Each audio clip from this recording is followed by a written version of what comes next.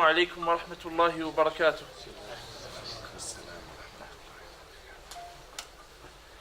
إن الحمد لله نحمده ونستعينه ونستغفره ونعوذ بالله من شرور أنفسنا وسيئات أعمالنا.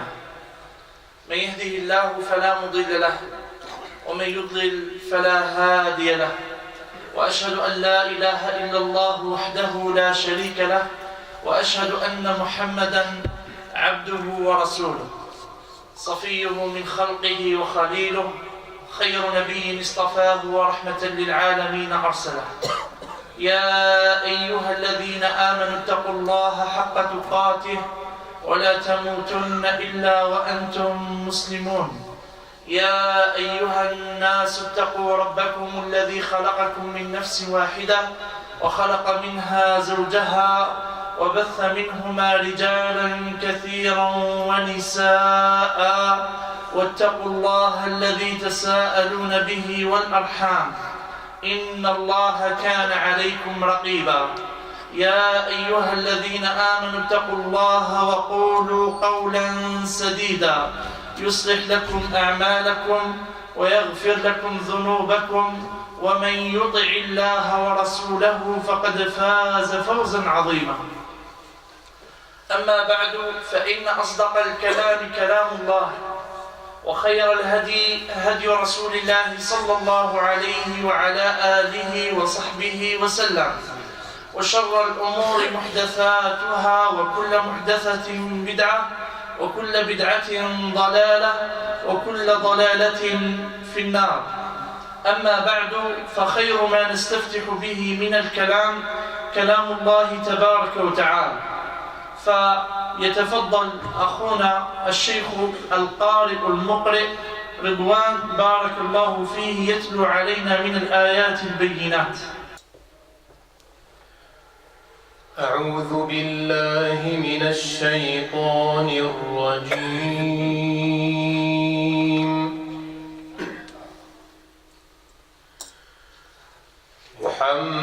محمد رسول الله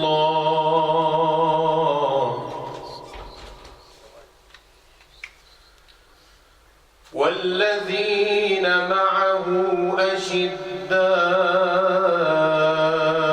على الكفار رحماء بينهم، تراهم ركعا سجدا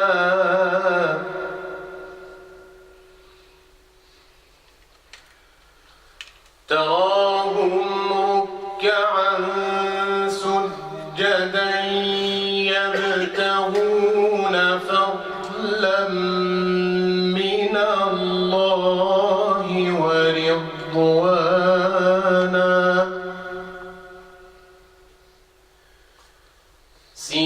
سيماهم في وجوههم من أثر السجود،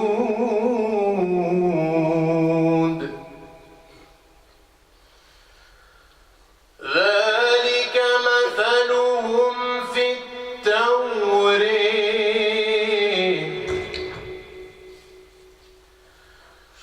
ومثلهم في الإنجيل كزرع أخرج شطأه فآزره فاستغلظ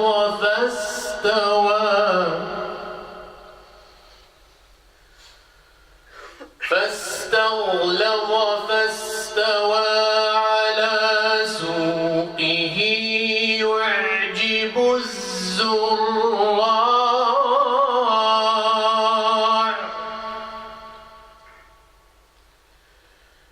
يعجب الزراع ليغيظ بهم الكفار،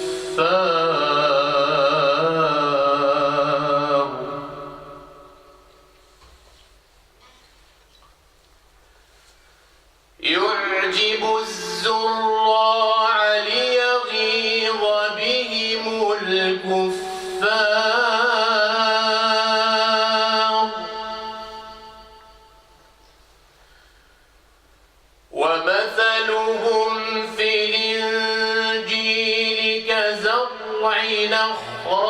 شطأه فآزره فاستغلظ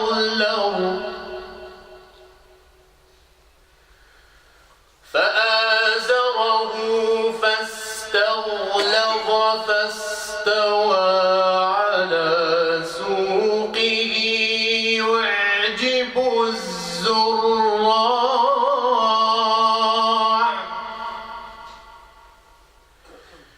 يعجب الزراع ليغيظ بهم الكفار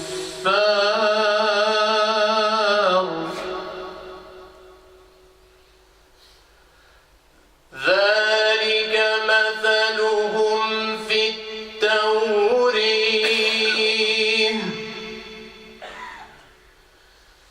ومثلهم في الإنجيل كزرع أخرج شطأه فآزر فاستغلظ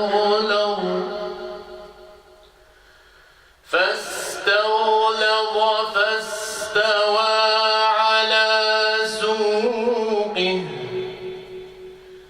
يعجب الزراع ليغيظ بهم الكفار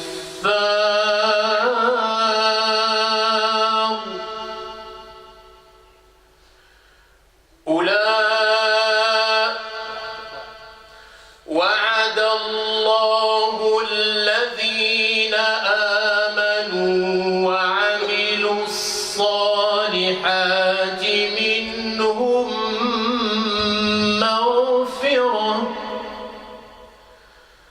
وعد الله الذين آمنوا وعملوا الصالحات منهم مغفرة وأجرا عظيما.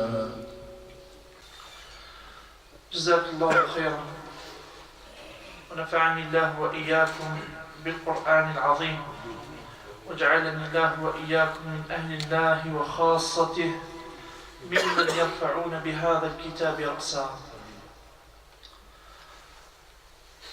دورة الشيخ أحمد سحنون رحمه الله تعالى التي انطوت تحت شعار لعلهم يتقون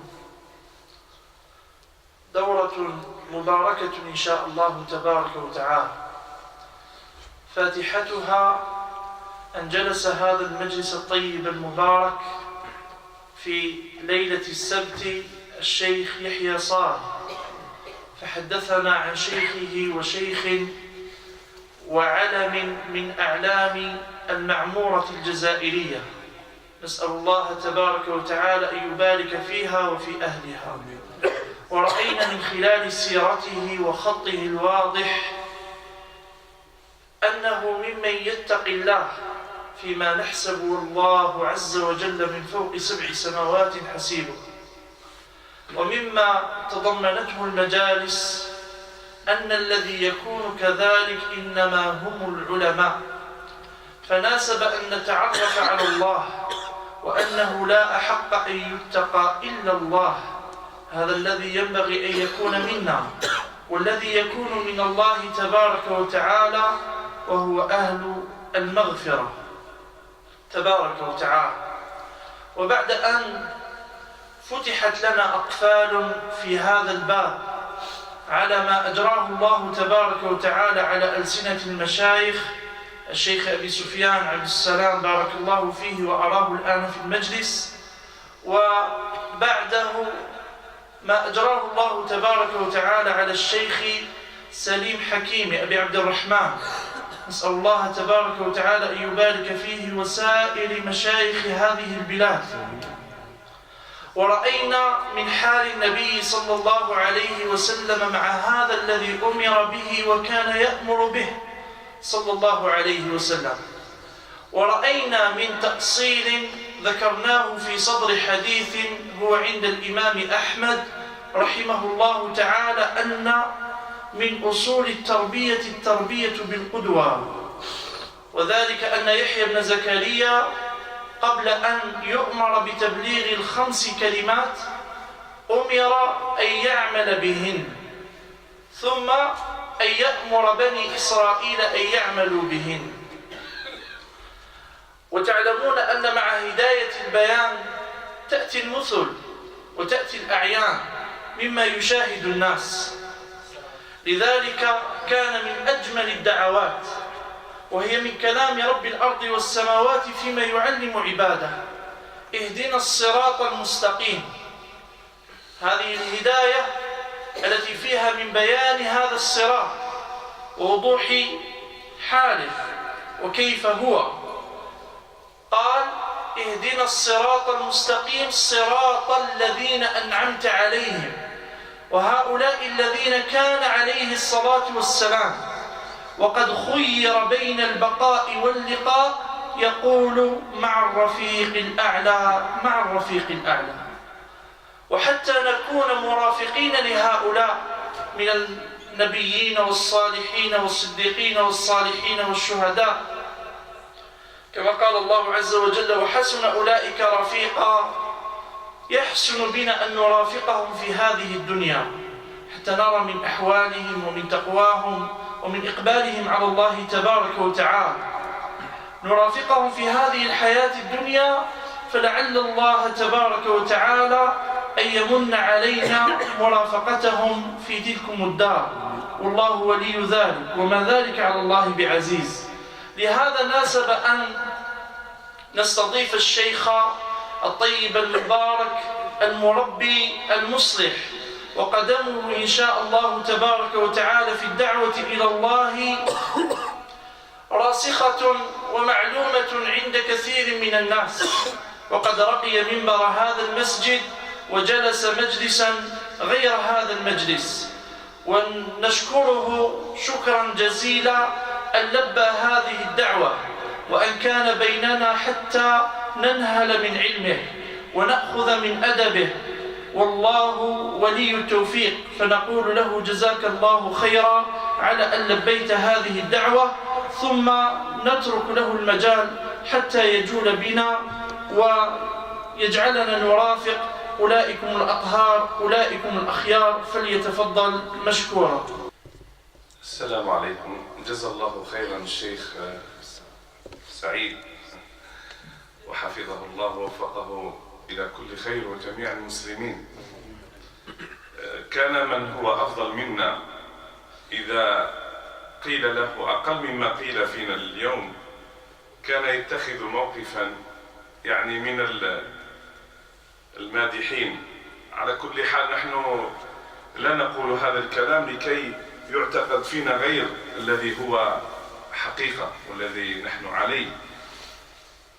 لاحظنا من خلال ما درسنا وقرأنا أن السلف رحمهم الله كانوا مع تقواهم وصلاحهم وخوفهم من رب العالمين يعني لا يحبون من يقول فيهم يكتفي. قال الأخ في الله عبد الحميد: ونحن على سبيل النجاة والخلاص إن شاء الله جميعا نتعاون عليها بإذن الله رب العالمين.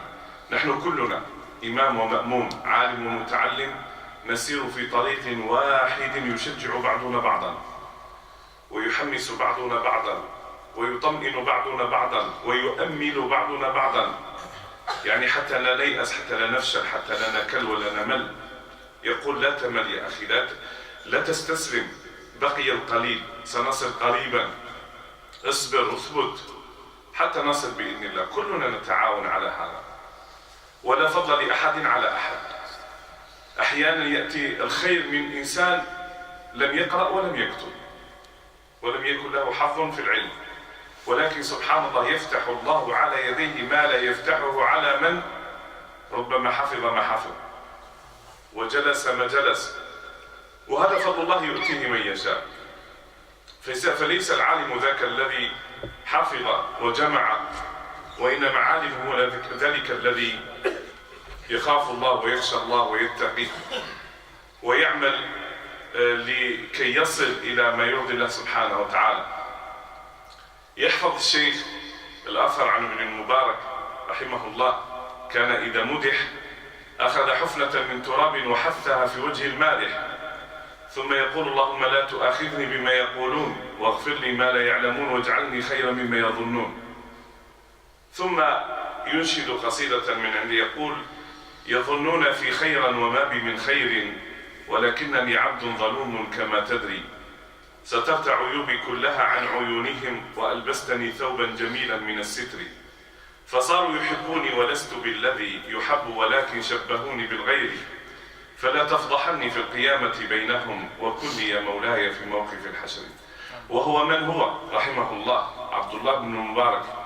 يسأل عنه كتب التراجم الرجال، يسأل عنه علماء الأمة الأولياء، يخبرونكم من هو عبد الله بن المبارك.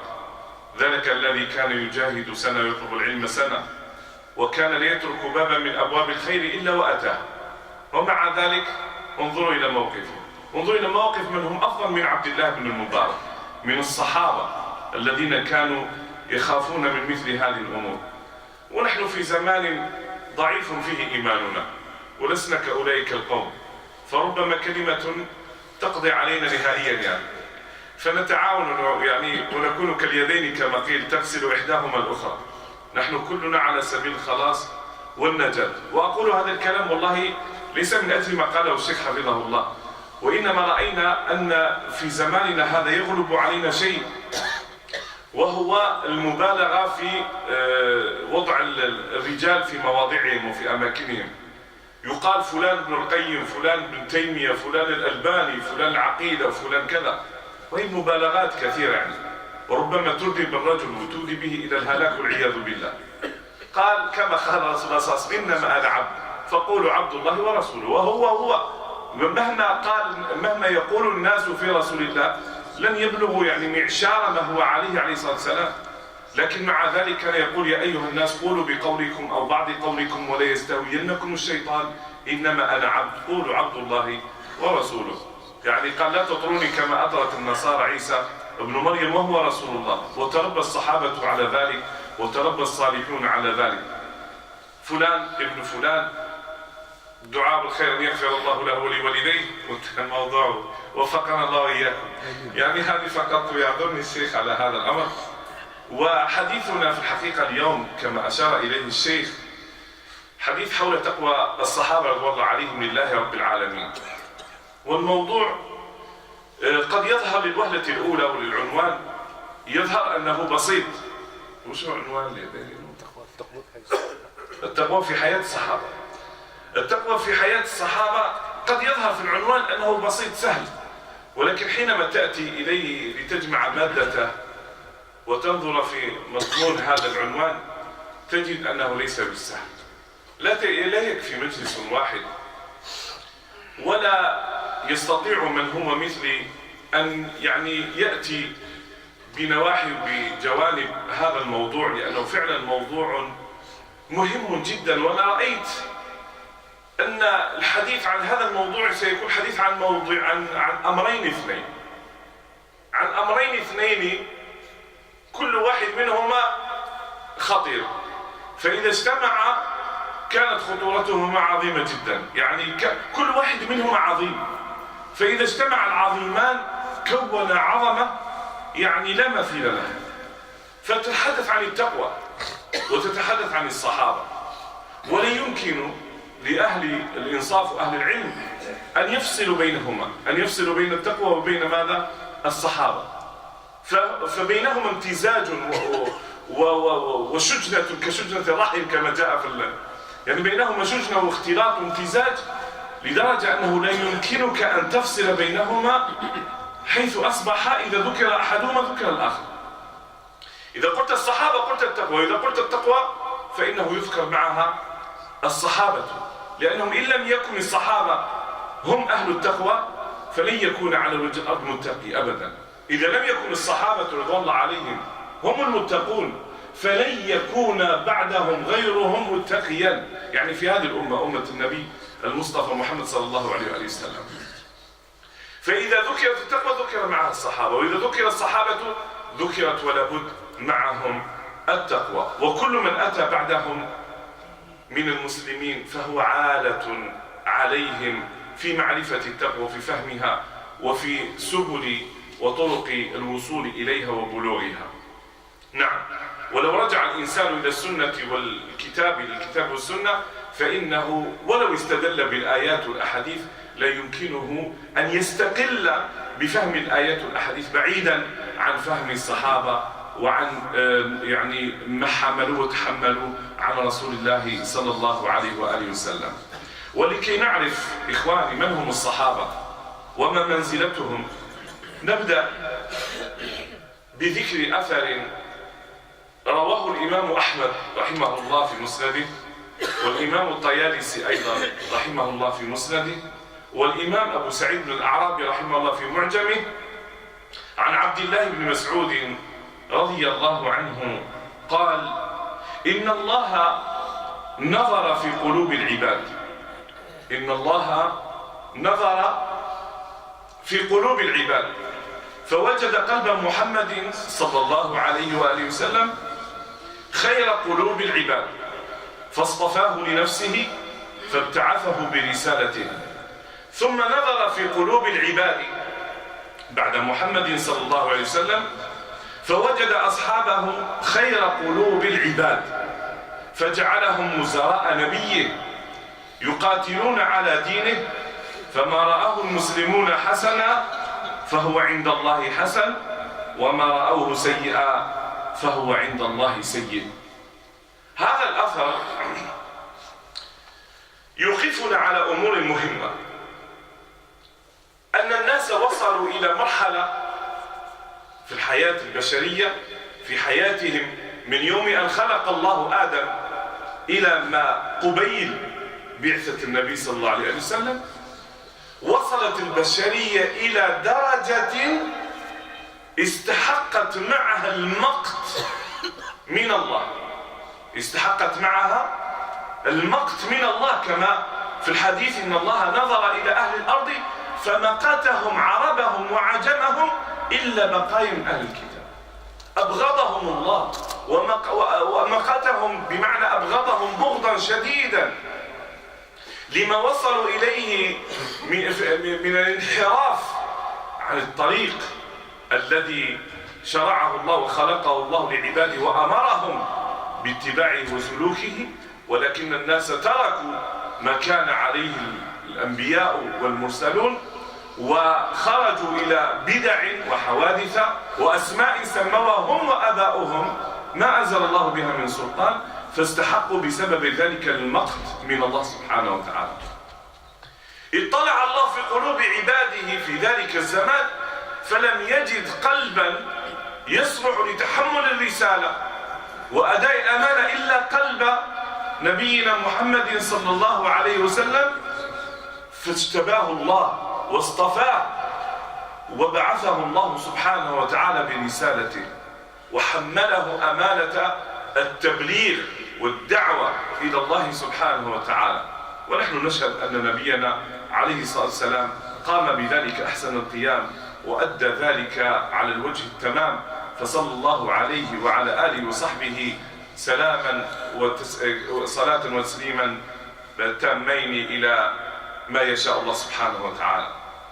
ثم بعد أن نظر بعد ما اصطفى قلب نبيه نظر في قلوب العباد أيضا فوجد قلوبا أخرى، هذه القلوب رأى الله فيما رآه أنها أوعية صالحة لتحمل الإيمان والعلم والأمانة، وأنها قابلة للتبليغ وإيصال ما تتحمله عن الله وعن رسوله صلى الله عليه وسلم، فجعلهم الله وزراء يسندون نبيه وينصرونه ويحملون عنه ويبلغون دينه، وكذلك كان الأمر. فإذا نلاحظ أن الصحابة رضوان الله عليهم لم يكونوا اجتباء واصطفاء من رسول الله، ولو فعل ذلك رسول الله كان فخرا لهم، فكيف وإذ أن هذا الاصطفاء هو من الله من رب العالمين، هذا الاختيار هذا الجعل من الله سبحانه وتعالى. فهل يمكن بعد هذا عباد الله، هل يمكن لإنسان يدعي أنه عاقل أو فاهم أو واعي يتكلم ويقدح في رجال اختارهم الله واصطفاهم الله وجعلهم الله وزراء لنبيه صلى الله عليه وسلم. مع هذا لا يمكننا أن نقول إلا ألا لعنة الله على الظالمين، ألا لعنة الله على الظالمين. فمن طعن فيهم إلى حد إخراجهم عما وصفهم الله به في القرآن ووصفهم به رسول الله صلى الله عليه وسلم في السنة فهذا لا حظ له في الإسلام، وإن صلى وصام وزعم أنه مسلم لا حظ له في دين الله. وإن صلى وصام وزعم أنه مسلم، وإن بكى، وإن أتانا بملامح ربما ملامح الصالحين، لا ينفعه ذلك إذا لم يكن قلبه مواليا واقفا في صف من اختارهم الله وجعلهم الله وزراء نبيه عليه الصلاة والسلام، وقاموا بمهمتهم أحسن قيام وأدوها على الوجه التمام رضي الله عنهم وأرضاهم أجمعين. هؤلاء هم الصحابة الذين قال عنهم النبي صلى الله عليه وسلم خير الناس قرني. انتبهوا يا إخواني، يعني لماذا أقول هذا الكلام؟ حتى نصل إلى التقوى، نعرف عمن نتحدث. فلما نتحدث عن الناس زكاهم الله، الناس اصطفاهم واجتباهم ربي، ثم مدحهم رسول الله صلى الله عليه وسلم فقال خير الناس قرني، خير الناس قرني الذي أنا فيه، ثم الثاني ثم الثالث، وفي رواية خير الناس قرني ثم الذين يلونهم ثم الذين يلونهم. خير الناس قرني الذي أنا فيه، ثم الثاني ثم الثالث. والحديث رواه مسلم من حديث عائشة رضي الله عنها وأرضاها. وقال أيضا عليه الصلاة والسلام خير الناس قرني ثم الثاني ثم الثالث ثم يجيء قوم لا خير فيهم. لا يعني لا خير فيهم بمعنى أنه في فترة الصحابة رضوان الله عليهم إذا قابلنا جماعة مقابل جماعة كانت جماعة الصحابة أفضل من كل الجماعات التي تأتي بعدها. ولكن قد يوجد في الجماعات الآتية والمتلاحقة قد يوجد فيها أفراد لهم من المكانة ما لهم، ولهم من المقام العالي السامي ما لهم، ولكننا نتحدث عن جيل وعن عصر، فعصر الصحابة خير من كل العصور. لماذا؟ لأنه كان خير يغلب فيه الشر، يغلب فيه الخير عفوا، يغلب فيه الخير ويغلب فيه الصلاح ويغلب فيه الاستقامة والإيمان والعمل الصالح والدعوة والجهاد وكل شيء كان يغلب في ذلك العصر، بخلاف العصور التي تأتي من بعد فإنها كلما تباعد الزمن كلما نقص من ذلك الأمر، يعني ينقص من العبادة ومن الإيمان ومن العلم ومن الجهاد ومن الدعوة ومن أشياء كثيرة تنقص حتى يأتي زمان لا يعرف فيه أهله ما صلاة ولا صيام ولا صدقة ولا نسك. تلقى الرجل الشيخ الكبير والمرأة العجوز يقول أدركنا ناسا يقولون لا إله إلا الله فنحن نقول. يأتي زمان، الناس سيأتي زمان أو ربما هذا الزمان كما قال بعض أهل العلم قد أتى فعلا أن الناس لا يعرفون إلا لا إله إلا الله فعلا. يا إخوان في بلاد القوقاز في مثل كوسوفا وربما يعني المناطق التي احتلها الشيوعيون في فترة من الفترات وما زالت كثير منها تحت الاحتلال، نسأل الله سبحانه أن يفرج عنه وعنهم جميعا، وصل بهم الحال لا يعرفون من الإسلام إلا الشهادة، ثم تجدهم لا يصلون ولا يدعون الله ولا يعرفون أي شيء. ويخبرني بعض الإخوة ممن ذهب داعيا إلى الله أنه دخل إلى بعض بيوتات مثل هؤلاء المسلمين يجد الخمر في البيوت وعادي لا يشعر بحرج ولا ضيق، مع ذلك يقول أنه مسلم ويشهد أن لا إله إلا الله وأن محمد رسول الله ولا يصلي ولا يفعل من أفعال الإسلام. وقد رأينا بعض المشاهد في بعض الفيديوهات التي تجدونها مثلا على اليوتيوب وغيرها أن بعض القرى البعيدة مثلا في صعيد مصر وغيرها أن الناس لا يعرفون حتى من هو رسول الله، لا يحفظون حتى سورة الفاتحة التي هي ركن من أركان الصلاة وأنها لا تصح صلاة بدونها، لا يحفظون الفاتحة ولا يعرفون اسم النبي. يطرح الطارح يعني السائل السؤال: ما اسم النبي؟ تقول موسى، عيسى، لا أدري والله. ما تعرف أنه محمد صلى الله عليه وسلم، تعرف أنه النبي، لكن من هو النبي؟ ما اسمه؟ يعني إذا لم تعرف اسمه فهي من باب أولى لم تعرف نسبه ولا يعني ما جاء به من عند الله سبحانه وتعالى. فليس غريب يا إخواني، إذا تباعد الزمان له أثر في تحول أحوال الناس وتغير أوضاع الناس، نسأل الله السلام والعافية. إذا خير الناس، خير القرون هو القرن الذي كان فيه النبي صلى الله عليه وسلم، هو والصحابة رضي الله عليهم. ما شهد لهذا القرن بالخيرية؟ هو رسول الله صلى الله عليه وسلم. ماذا يعني أن يكون الناس خير الناس؟ كما قال الله تعالى: كنتم خير أمة أخرجت للناس. بماذا ينال الإنسان هذه الخيرية؟ هل هي مرتبة شرفية يعني أو يعني منحة تعطى لإنسان تشريفا وتكريما له أو كذا، أو هو مقام ينال بالاجتهاد وينال بالعمل وينال بالمثابرة وبالجهاد حتى يبلغ الإنسان هذا المقام؟ لا شك أنه بالمجاهدة وبالمثابرة والاستمرار والاستقامة يبلغ الإنسان هذه المقامات وهذه المناصب العلية الراقية. ولذلك ورد في أحاديث كثيرة اخترنا بعضها، منها قوله عليه الصلاة والسلام فيما رواه القضاعي عن جابر بن عبد الله رضي الله عنه، وقد حسن هذا الحديث الألباني رحمه الله: خير الناس أنفعهم للناس. لكي تكون من خير الناس كن ممن ينتفع الناس به، إما من جهة العلم أو من جهة العمل أو من جهة الأمور الحاجات، أن تكون أنفع الناس للناس. إن كنت كذلك كنت من خير الناس. وكذلك ما رواه الإمام ابن ماجه رحمه الله عن عرباض بن سارية رضي الله عنه، وقد صححه الألباني رحمه الله: خير الناس خيرهم قضاء. وهذا يدل على أن خير الناس هم الذين يحسنون التعامل والمعاملة مع الآخرين. قضاء ما معناه؟ معناهم إذا يعني تحملوا ديونا على الناس فإنهم يقضوا ديونهم ويجازون الذين أقرضوهم مجازاة صالحة حسنة بحيث يعطونهم ويكافئونهم خيرا. نعم، خيركم خيركم قضاء. والنبي صلى الله عليه وسلم كما قال في الحديث: إن الله يحب عبدا سمحا إذا قضى سمحا إذا اقتضى. وهذا في التعامل ففيها دعوة.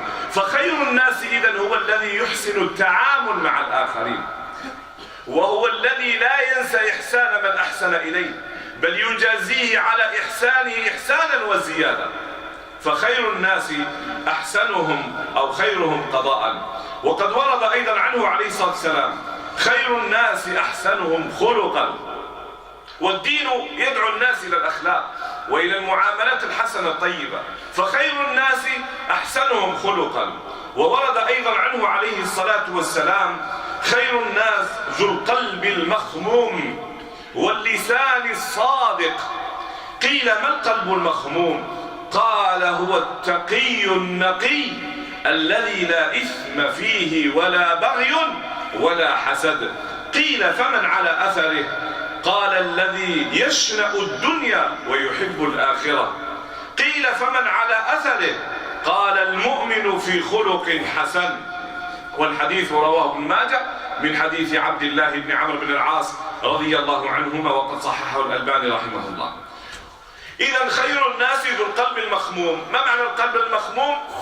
هو القلب التقي النقي الذي لا إثم فيه ولا بغي ولا حسد، قلب صافي سليم. وهذا الذي ينفع صاحبه يوم القيامة، يوم لا ينفع مال ولا بنون إلا من أتى الله بقلب سليم. أردت أن تكون من خير الناس؟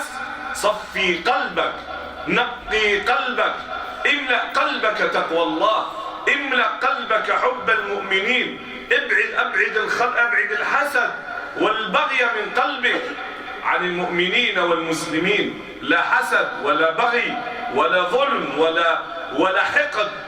قلوب صافية نقية طاهرة نال بها أصحابها الخيرية من عند الله جل في علاه. ولا شك أن ما ذكرناه وما تركناه كثير ولكن ما ذكرناه يدل على أن الصحابة كانوا على مثله وزيادة.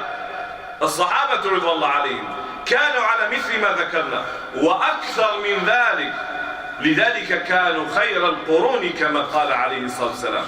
كان يغلب عليهم ماذا؟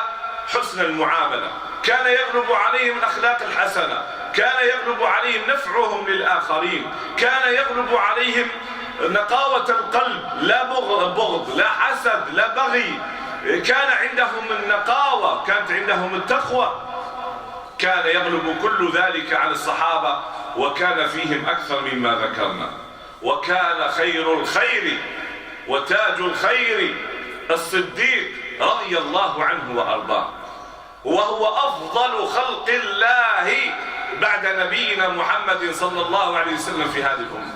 بعد النبيين والمرسلين، بعد حبيب رب العالمين، أفضل الخلق الصديق أبو بكر رضي الله عنه وأرضاه. ولعن الله من أبغضه، ولعن الله من سبه، وقاتل الله من قال فيه السوء أو قولة السوء، أو قال ذلك في ابنته أو في صحابة النبي صلى الله عليه وسلم. فخير القرون الذين كانوا مع النبي صلى الله عليه وسلم، وتاج ذلك القرن بعد نبيه عليه الصلاة والسلام هو الصديق رضي الله عنه، بشهادة أمير المؤمنين علي بن أبي طالب رضي الله عنه.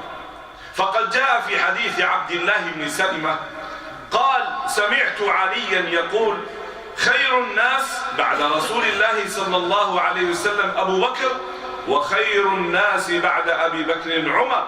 والحديث أخرجه البخاري رحمه الله وغيره. خير الناس بعد رسول الله صلى الله عليه وسلم أبو بكر، وخير الناس بعد أبي بكر عمر بن الخطاب رضي الله عنه. إذن إخواني، هؤلاء الذين قلنا فيهم ما قلناه، والذي قلناه ليس شيئا بالنسبة ما هو واقع في حقهم وحقيقة في حقهم. ما ذكرناه ما هو إلا أقل من قطرة من بحر. هؤلاء هم الصحابة، هؤلاء هم الناس، هم أول من طرقت أسماعهم آيات القرآن الكريم. أول من سمع القرآن هم الصحابة، أول من ذاق حلاوة الإيمان هم الصحابة، أول من خشعت قلوبهم لله من هذه الأمة هم الصحابة، أول من قام وركع وسجد هم الصحابة، أول من صام وحج واعتمر وطاف وسعى هم الصحابة، أول من جاهد في سبيل الله من هذه الأمة هم الصحابة، أول من دفع الغالي والنفيس وقدم كل شيء عنده في سبيل الله رخيصا أمام ما ينتظر ويرجوه من الله هم الصحابة رضوان الله عليهم. هم أئمتنا، هم علماؤنا، هم معلمونا، هم مربونا بعد نبينا صلى الله عليه وسلم. حضروا وسمعوا وحفظوا وبلغوا وأدوا الأمانة رضي الله عنهم وأرضاهم. ولولا أن الله سخر لنا أولئك الأصحاب ربما ما كنا من المسلمين، ولما بلغنا الدين، ولا عرفنا ما صلاة ولا صيام. خاطروا بأنفسهم وخاضوا الصحارى والأدغال وعرضوا أنفسهم لمخاطر الأعداء والوحوش والتيه والضياع وغيرها. حاربوا كل ذلك من أجل أن يصلوا إلينا وإلى أقطار أخرى بعيدة عنا، ليوصلوا إليها كلمة الله ويعلوا فيها كلمة الله بدين وتقوى وإيمان وصلاح رضي الله عنهم وأرضاهم. أولئك الذين كان يخاطبهم القرآن فيقول: يا أيها الذين آمنوا. لم يكن مؤمنون إلا أولئك الذين قال الله سبحانه وتعالى: فإن آمنوا بمثل ما آمنتم به فقد اهتدوا. يعني إن آمن الذين يأتون من بعدكم بمثل ما آمنتم به معشر الصحابة فقد اهتدوا. فالهداية في الإيمان بمثل ما آمن به الصحابة، الهداية في تقوى الله على وفق ما اتقاه الصحابة، الإيمان به والاهتداء في أن نعبد الله ونسير إلى الله على نفس النهج والطريق التي سلكها الصحابة رضوان الله عليهم. والله تعالى يقول: يا أيها الذين آمنوا اتقوا الله وكونوا مع الصادقين. طبعا هذا النداء للمؤمنين الذين جاءوا من بعدهم، يأمرهم الله سبحانه وتعالى، يأمر كل مؤمن يأتي من بعدهم أن يكون على طريقة الصحابة، وقد وصفهم الله بالصدق فقال: كونوا مع الصادقين. قال الله تعالى للفقراء المهاجرين في سبيل الله يبتغون فضلا من الله ورضوان وينصرون الله ورسوله أولئك هم الصادقون. الآية من سورة الحشر. فلما ذكر الله سبحانه وتعالى وصف المؤمنين قال: أولئك هم الصادقون. فكان هذا وصفا لماذا؟ كان هذا وصف للمهاجرين، وأمر الله من جاء بعدهم بأن يكونوا معه، فقال: يا أيها الذين آمنوا اتقوا الله وكونوا مع الصادقين. فأول إذا من سمع قول الله تعالى: يا أيها الذين آمنوا اتقوا الله حق تقاته ولا تموتن إلا وأنتم مسلمون، كانوا هم الصحابة، وكانوا هم أول من طبق هذه الآية، وكانوا أيضا هم أول من فهم هذه الآية، وهم الذين فسروها لنا. فعبد الله بن مسعود رضي الله عنه مثلا في قوله تعالى: اتقوا الله حق تقاته ولا تموتن إلا وأنتم مسلمون، قال: اتقوا الله حق تقاته أن يطاع فلا يعصى، وأن يذكر فلا ينسى، وأن يشكر فلا يكفر. نعم، عرفوا ما معنى التقوى.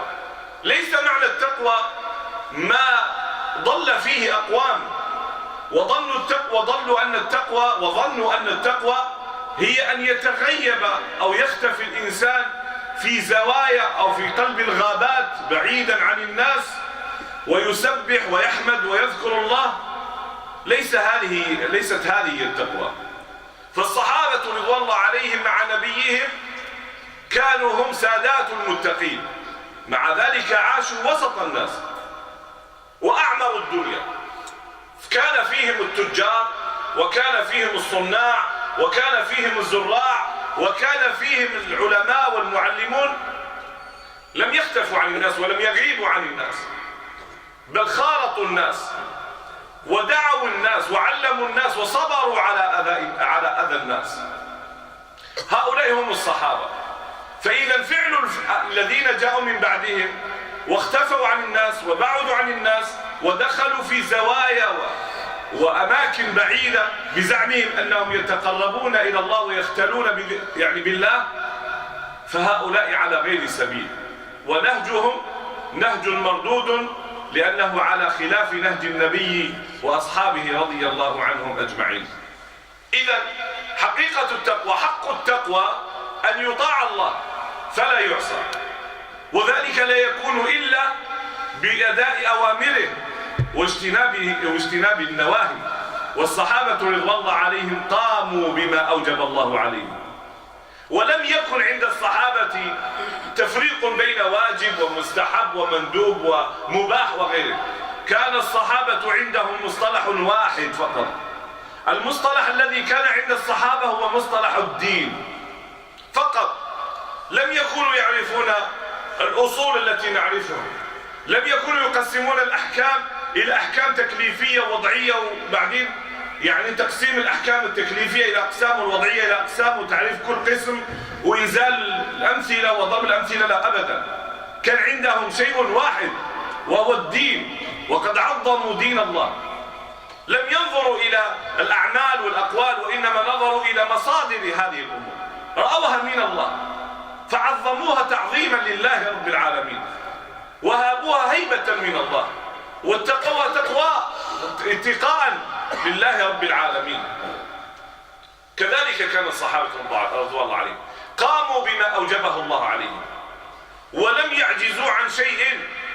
كان حتى أضعافهم يقوم بما ربما القوي منا يعجز عن القيام به.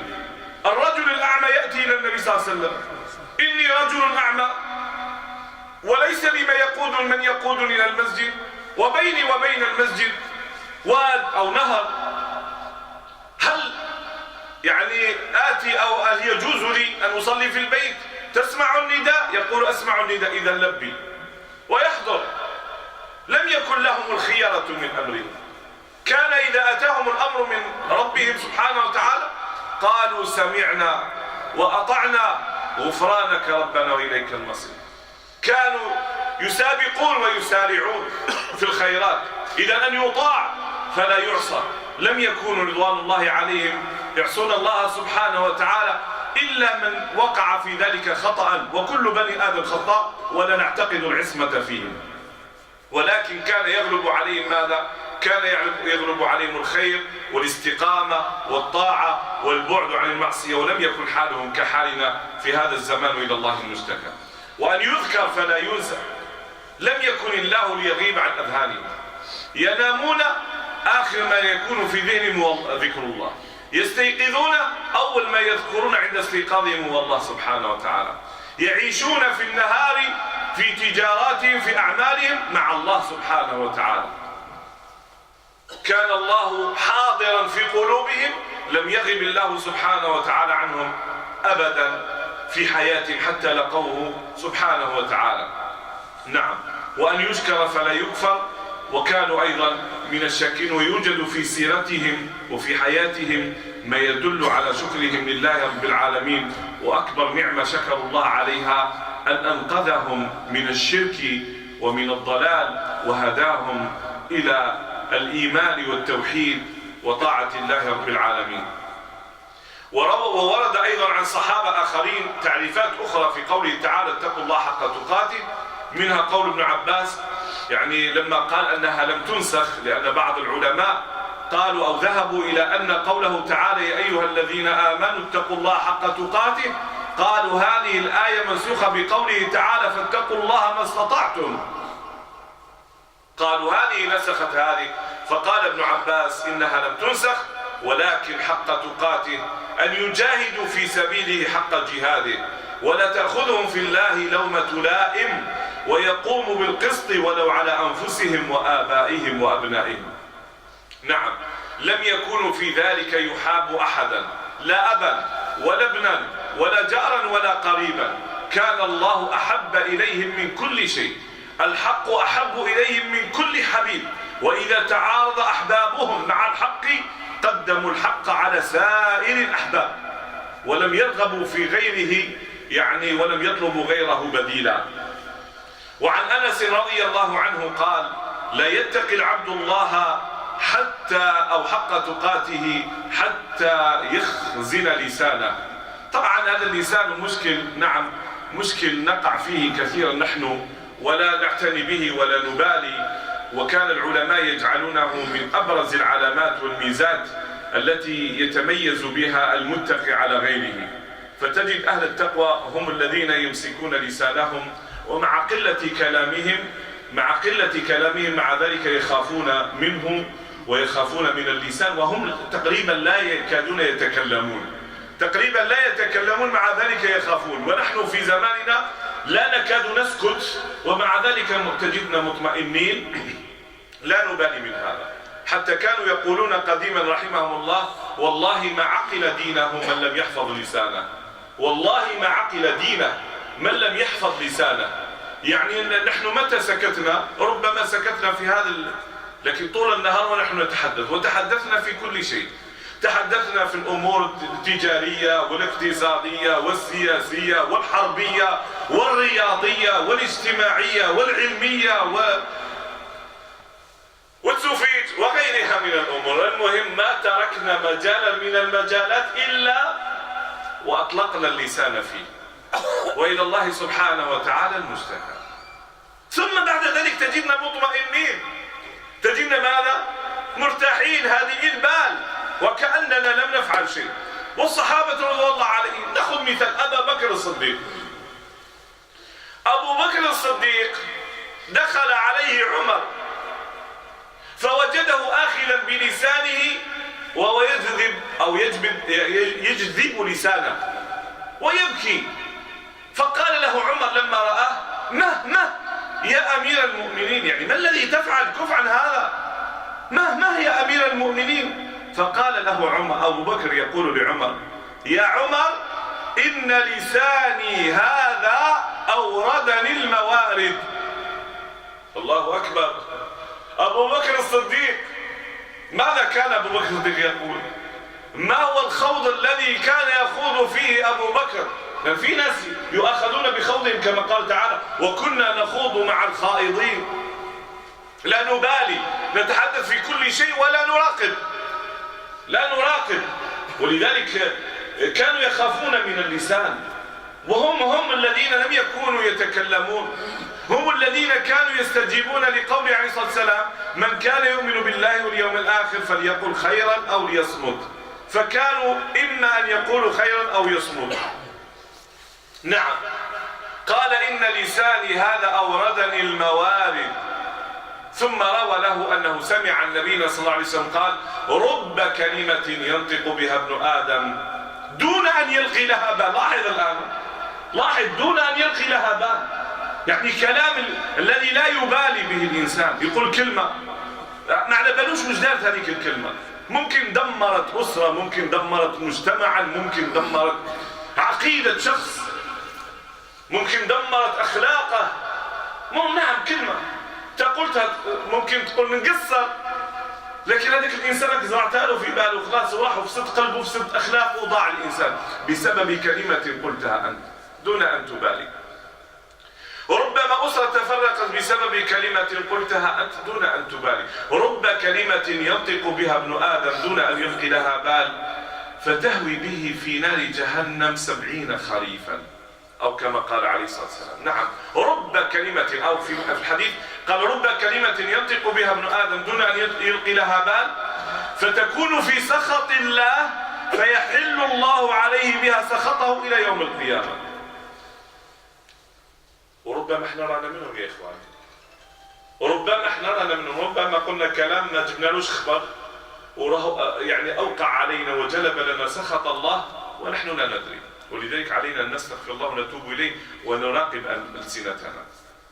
حتى مما ذكروه عن الصديق رضي الله عنه أنه كان يضع حصاة في فمه يمنع نفسه من الكلام. كان يحط حجرة في فمه به لما يجي يتكلم تتحرك يسكت ما يهدرش.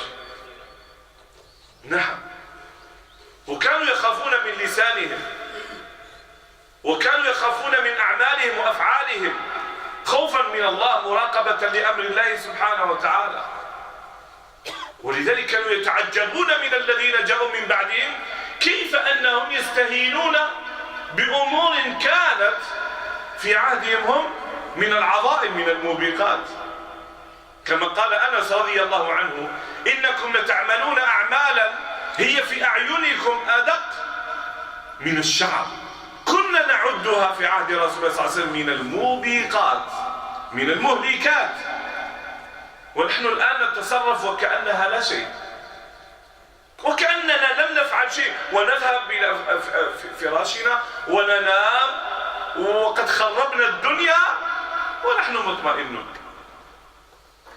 لا نبالي. يا إخوان، الصحابة رضي الله عليهم كانت قلوبهم حية، كانت قلوبهم حاضرة، كان كلام الله يتردد في أسماعهم ويتردد على ألسنتهم. نحن لم يكونوا ربما مثلنا، يعني يتسرعون في حفظ القرآن، يتسرعون في حمل العلوم، كانوا يأخذون الأشياء بالتدرج، وكانوا يجمعون معها العمل حتى ماذا؟ حتى يكونوا أنفسهم تكوينا يؤهلهم كي يكونوا جيرانا لله رب العالمين. لأن القضية كلها تكون جار. احنا في البلاد وش يقولوا؟ يعني باللغة الأجنبية يقولوا دي كارتي ريزيدونسيال، يعني حارات الناس سكانها ناس أصحاب مقامات. باش تسكن مثلا في حيدرة، مثلا يقولوا هكذا، تكون في حيدرة في دار إبراهيم في أحياء معينة، يلزم تكون يعني تدخل في وسط الفيلات، ولا يلزم تكون عندك مواصفات معينة، مش كل واحد يجي يسكن، يلزم يكون مؤهل من جانب المادي، من جانب يعني الرقي والتحضر والتمدن. بل يكون جار لأناس معينين، وإلا ما يقبلوكش. يعني يديروا بك وثيقة يسنيوا كلهم يقولوا هذا ما نقبلوش يكون هنا ويحاوزوهم الحومة يصيبوا له صباور. الآن احنا لا نتحدث عن جيران، عن جوار رئيس ولا جوار والي ولا جوار رئيس بلدية ولا جنرال فلاني، ولا نتحدث عن جوار رب العالمين، نتحدث عن جوار الله جل في علاه. وما نتحدث عن حارة من الحارات مهما بلغت فإنها لن تخلو من أكياس القمامة ومن الروائح الكريهة مهما بلغت، إلا ويمر المنظف به ينحي آثار السيئة تاع تلك الحارة. نتحدث عن جنة لا لغو فيها ولا تأثيم، عن جنة لا فيها بول ولا غائط ولا حيض ولا نفاس ولا مرض ولا سقم ولا فضلات، لا فيها إلا رشح كرشح المسك يخرج من أبدانهم، فيها نعيم مستمر سرمدي دائم. هي دار أعدها الله لجيرانه الذين رضي الله عنهم وقبل الله أن يكونوا جيرانا له، لكن لابد من أن تكون فيه مواصفات معينة. فكان الصحابة رضوان الله عليهم يسعون ويجتهدون لكي يحققوا هذه المواصفات ولكي يبلغوا يعني حتى يكونوا جيرانا لله رب العالمين. نعم، حرص الصحابة رضوان الله عليهم على توضيح معنى التقوى. لماذا؟ لأنها وصية الله، وقد مرت مع المشايخ أظن وتحدثوا على أن التقوى هي وصية الله في الأولين والآخرين، وهذا حق.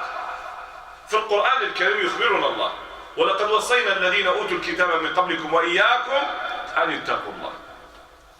ولم يوصي الله خلقه بوصية بعد هذه الوصية، وهذا يدل على أنه لو كان هنالك خصلة هي أفضل وأعظم وأحب إلى الله سبحانه وتعالى لأوصى الله بها خلقه، ولكن حينما أوصاهم بالتقوى ولم يوصهم بغيرها دل على أنه لا يوجد مقام فوق مقام التقوى، وأن كل مقام من المقامات العظيمة في الإسلام هي منبثقة ومتفرعة عن تقوى الله سبحانه وتعالى. إذن إخواني، تحدثنا وقلنا أن تقوى الله سبحانه وتعالى هي وصية الله، وصية الله سبحانه وتعالى في الأولين والآخرين، وهي أيضا وصية النبي صلى الله عليه وسلم التي تركها في أمته لما وعظهم موعظة بليغة، يعني تأثروا بها تأثرا بليغا، طلبوا الوصية من النبي صلى الله عليه وسلم فقال أوصيكم بتقوى الله. وكذلك كان يوصي أصحابه، لما كان الرجل يأتي ويسأله أو يقول أوصني يقول أوصيك بتقوى الله. وإذا بعث أحد من أصحابه في مهمة من المهمات يوصيه في نفسه بتقوى الله سبحانه وتعالى.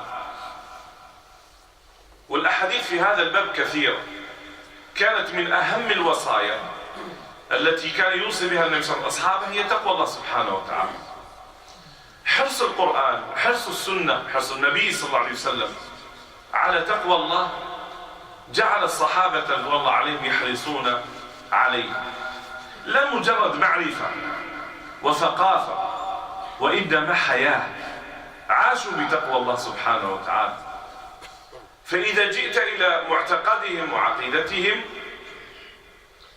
وجدت عقيدتهم عقيدة المراقب العابد لله كأنه يراه، فإن لم يكن يراه فإنه على يقين أن الله يراه.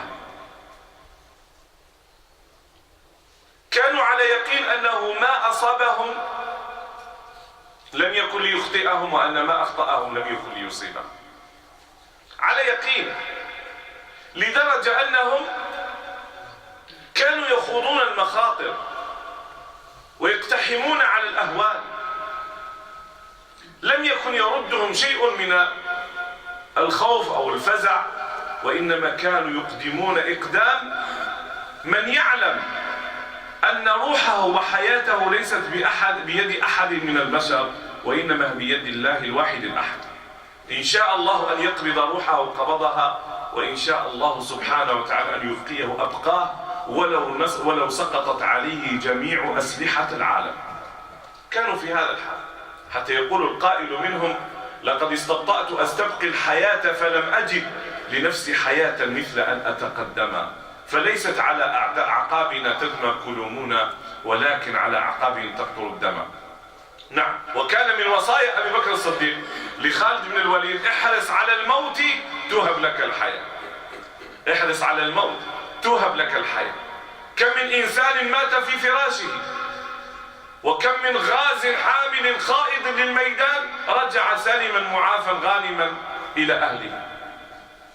كانوا على يقين من هذا، حتى إن خالد رضي الله عنه لما حضرته الوفاة أخبر عن نفسه أنه خاض المعارك وشارك في حروب، وأنه ما من موضع في جسده إلا وفيه جراح من سهم أو طعنة برمح أو ضربة بسيف، ثم يقول: ها أنا ذا أموت على الفراش. ثم يقول: نامت أعين الجبناء. يعني أن الشجاعة والإقدام في سبيل الله لا تقدم أجلا ولا تؤخره، وإنما هي أمور مفروغ منها، قد قضاها الله وانتهى الأمر، رفعت الأقلام وجفت الصحف. كانوا على يقين من هذا، كانوا على يقين أن رزقهم بيد الله، فحملهم هذا المعتقد وهذا اليقين، حملهم على أن ماذا؟ أن يطلبوا الحلال ويجتنبوا الحرام. هم على يقين أن ما لهم سيأتيهم، فإذا لا يتعجلوا ولا يتسرعوا في أخذه بالحرام. كانوا على يقين أن دين الله منتصر، فمهما أصابتهم الصعاب والشداد تجدهم منشرحين منبسطين متوكلين على الله، ظنهم في الله ظنا حسنا. في المعارك والصعاب تجدهم يعني يبشر بعضهم بعضا بالفتح والنصر، كما كان النبي صلى الله عليه وسلم وهم محاصرون في المدينة، والجيوش الكفار أتت من كل حدب وصب من كل جانب، وهم خائفون لا ينامون لا يأكلون، خرجوا بعيدا عن ديارهم لكي يحصنوا أنفسهم بخندق حفروه. النبي صلى الله عليه وسلم يضرب في الخندق ويقول: الله أكبر، أوتيت مفاتيح كسرى وبعدين قيصر بعدين كذا، الله أكبر. احنا رانا في المدينة والدنيا راهي قاع مكلوبة علينا ودايرة بينا من كل جهة، ونتكلموا على إمبراطورية الفرس إمبراطورية الروم. يريد النبي أن يوصل إليهم أمر، وهو أن هؤلاء أمر مفروغ منه، يعني هؤلاء قاضيين عليهم، احنا رايحين ما بعد بإمبراطورية الفرس إمبراطورية الروم، لأن هذا مفروغ منه. وهذا هو الإنسان الذي قد امتلأ قلبه بحب الله وإيمان الله وتقوى من الله سبحانه وتعالى. لأن حقيقة التقوى كما قلنا هي الدين. التقوى هي دين الله، التقوى هي الإيمان، التقوى هي الاستقامة، هي الصلاح، هي كما قلنا هي الخوف، هي الحب، هي الرجاء، هي الاعتدال، هي التعامل. هذه تقوى الله. ليس تقوى الله يعني مثل ما يفهم الناس هي الخوف. نعم، من معاني التقوى الخوف، من معاني التقوى أن يجعل الإنسان بينه وبين غضب ربه وعقاب ربه وقاية تقيه من ذلك العذاب من ذلك العقاب. ولذلك لما نجد الإنسان يقول اتق الله بمعنى خاف الله سبحانه وتعالى. إذا أضيف التقوى إلى الله في معنى اتقي ما يوجب لك سخط الله ويوجب لك عقاب الله سبحانه وتعالى. وهذا الذي يفرق: يا أيها الذين آمنوا اتقوا ربكم، يا أيها الناس اتقوا ربكم، يا أيها الذين آمنوا اتقوا الله حق تقاته. وأحيانا وتكون التقوى بمعنى اجتناب المعاصي أو الخوف من العذاب أو اجتناب أو أن يقي نفسه العذاب الذي يكون يوم القيامة. نعم، الصحابة رضوان الله عليهم مما امتازوا به يا إخواني مع كما قلنا تحقيقهم لتقوى الله المراقبة والخوف والاستقامة والعمل الجاد، وهذا يعني أشهر من نار على علم، يعني يحتاج إلى أن ندلل عليه ولا أن نبينه. لكن الشيء الذي يدهشنا ليس عبادتهم، لأن كما قيل اتق الله ترى العجب. إذا خالط الإيمان فؤادك وإذا ذقت حلاوة الإيمان فإنك لن تصبر على صلاة ولا على قرآن ولا على صيام، ولا كما قال عثمان رضي الله عنه: لو طهرت قلوبنا ما شبعت من كلام ربنا. كذلك الإنسان لو طهر قلبه ما يشبع لا من صلاة ولا من صيام، لا يمل ولا يكل، والناس تتعجب منه تقول: سبحان الله، هذا لا يتعب وهو يصلي، لا يتعب وهو يصوم، لا يتعب، هو يجد متعة، يجد لذة. والنبي يقول لبلال: أرحنا بها. وقال: جعلت الصلاة وجعلت قرة عيني في الصلاة. كانوا يفرحون، كانوا يستبشرون بالصلاة، كانوا يقبلون عليها بلهف، بحب، بشغف، مع إقبالهم على الطاعة، مع عملهم، مع استقامتهم، مع صلاحهم. العجب أنك تجدهم خائفين، يبكون، يعني لا يعرفون، يقول لك: لا أعرف إذا كنت أنا في الجنة أو في النار. وهو من هو؟ يعني ماذا عمل حتى يخاف كل هذا الخوف؟ لماذا يبكي كل هذا البكاء؟ لماذا يترقب كل هذا الترقب وهو الذي صلى وصام وجاهد وفتح ودعا وغير ذلك؟ لماذا هذا الخوف؟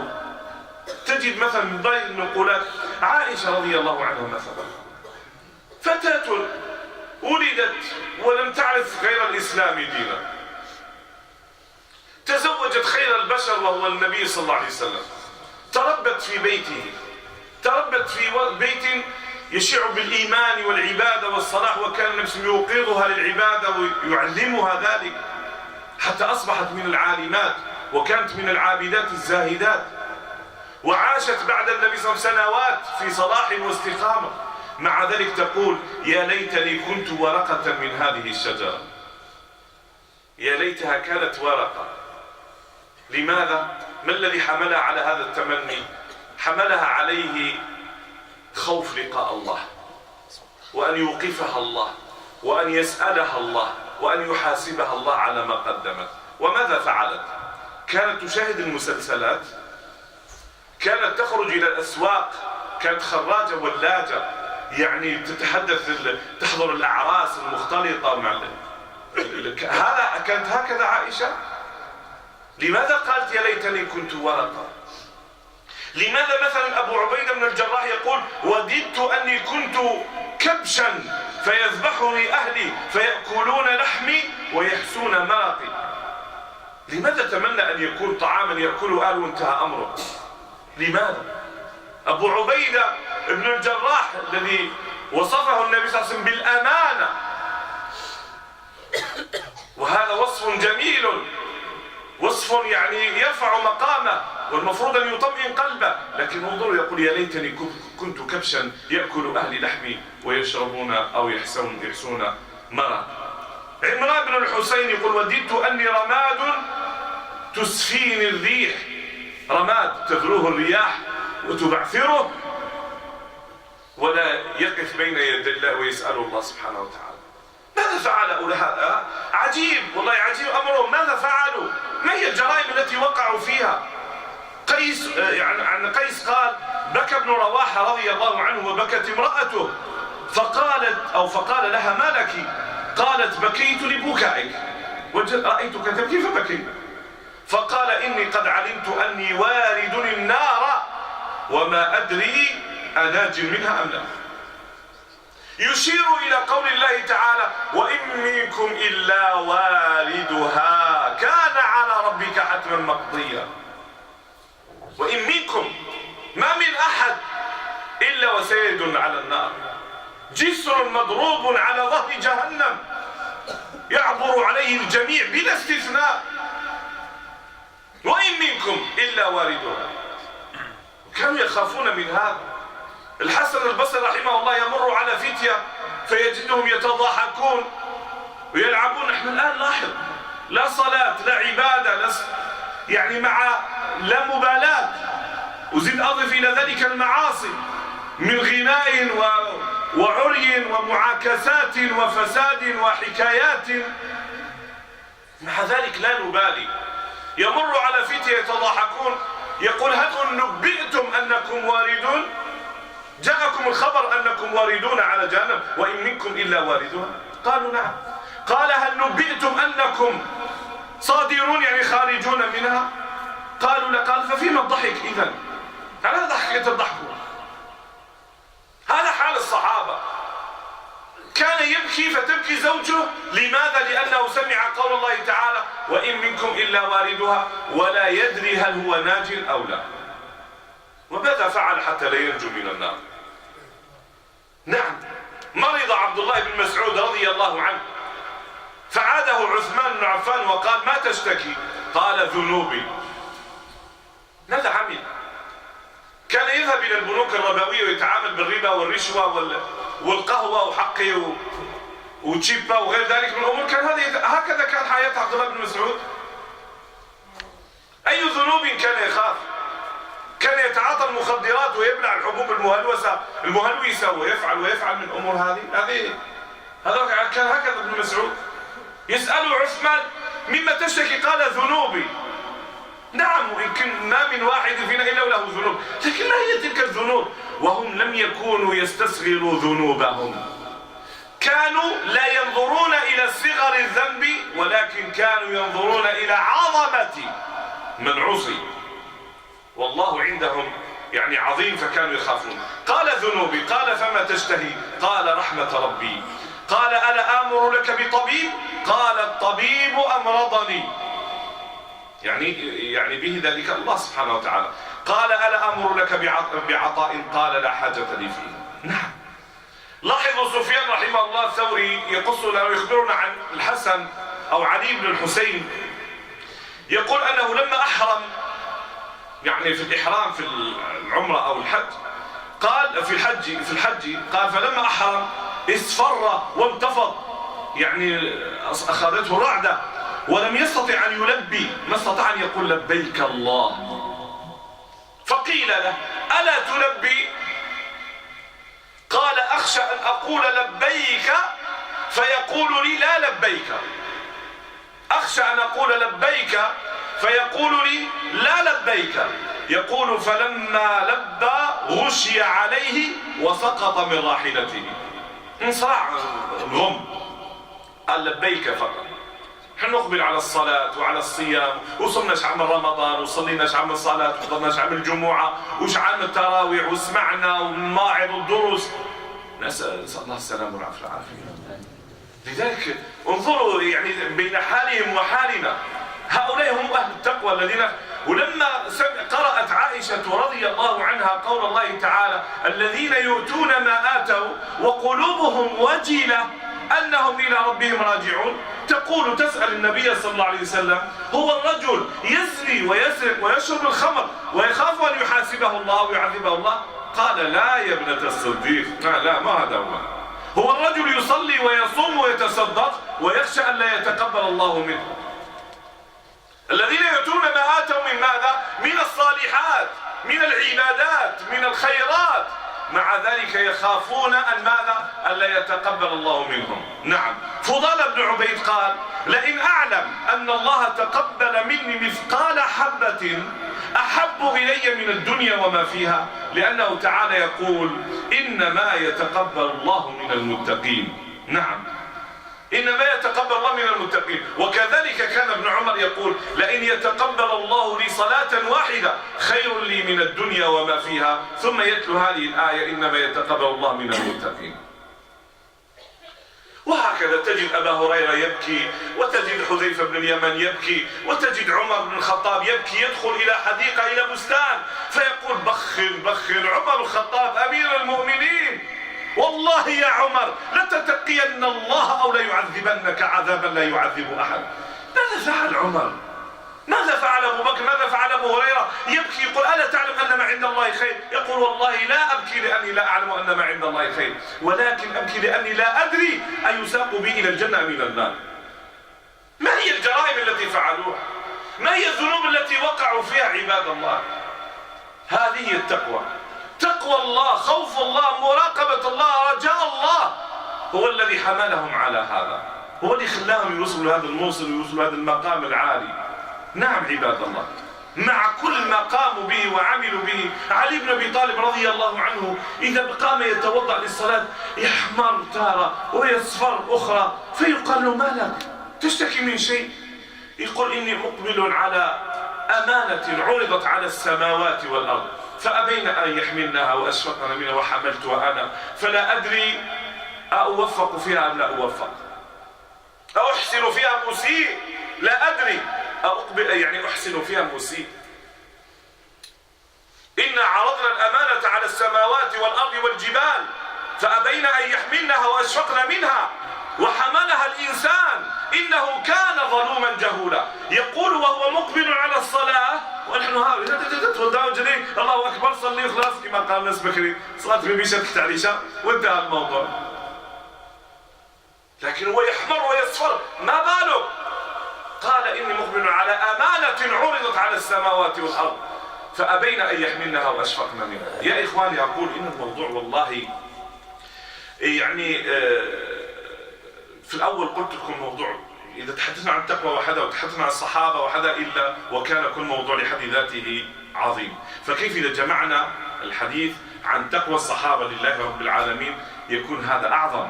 وأنا على يقين أنني لم آتي بجميع جوانب هذا الموضوع لأنني لا يمكنني أن أفعل ذلك لتوسعه وتشعبه ولأنه يحتاج أن نقف. لو نقف مع صحابي واحد، لو نأتي بمثال كأن لو نأخذ مثلا أبو بكر الصديق رضي الله عنه نقف معه لا ننهي الكلام، فكيف إذا جئنا لنتحدث عن الصحابة جميعا؟ نسأل الله أن يلهمنا الصواب وأن يجعلنا وإياكم من الذين يتقون الله سبحانه وتعالى. نحن نعلم أن الأمر ليس بالبساطة التي قد تبدو، ولكن في نفس الوقت ليس بالصعوبة التي ربما قد يتخيلها البعض. هو يسير على من يسره الله له وسهل على من سهلها الله عليه، فاطلبوا التيسير والتسهيل من رب العالمين، فإن الله من رجع إليه ولجأ إليه وسأله أعطاه ويسر له الطريق ومهد له الطريق حتى يجعله الله سبحانه من أوليائه المقربين المتقين. نسأل الله سبحانه أن يجنبنا وإياكم الغفلة وأن يجنبنا وإياكم البعد عن طاعته، ونسأل الله سبحانه أن يجنبنا أيضا الوقوع في معاصيه، إنه ولي ذلك والقادر عليه، ولا حول ولا قوة إلا بالله العلي العظيم. وصلى الله وسلم على نبينا محمد وعلى آله وصحبه أجمعين.